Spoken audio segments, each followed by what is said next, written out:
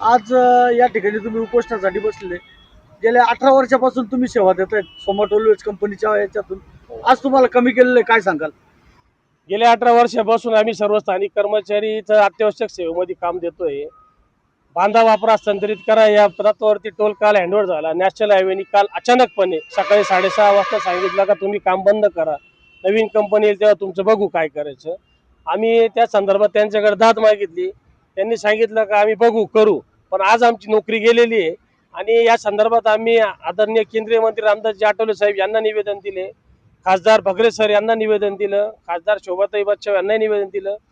आणि सगळीकडे नितीन गडकरी साहेबांना असेल, PM साहेबांना असेल, आम्ही हा ईमेल केलेला आहे.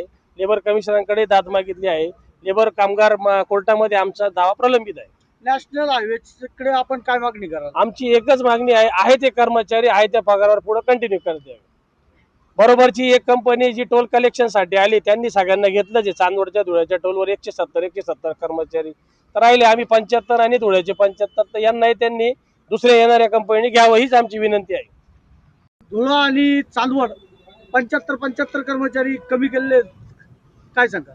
गेल्या 18 वर्षापासून आम्ही स्थानिक कर्मचारी इथे काम करतोय आणि NHIने अचानकपणे सांगितलं का तुम्ही सकाळी 6:30 वाजेपासून तुम्ही काम बंद झालेलं आहे. आम्ही 18 वर्षापासून इथं काम करतो आणि अचानकपणे कसं काय तुम्ही सांगता का काम बंद करा? आणि 18 वर्षापासून आमचा अधिकार आहे ना, आम्ही इथं काम करतोय म्हणून. तुम्ही नॅशनल हायवेला काय इशारा द्याल?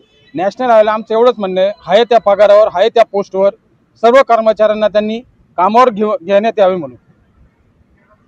नवनवीन घडामोडी पाहण्यासाठी स्टार महाराष्ट्र न्यूजला सबस्क्राईब करा आणि ताज्या बातम्यांचे अपडेट मिळवण्यासाठी बेल आयकॉनला प्रेस करा आणि परिपूर्ण बातमीबरोबर रहा, इतरांपेक्षा एक पाऊल पुढे.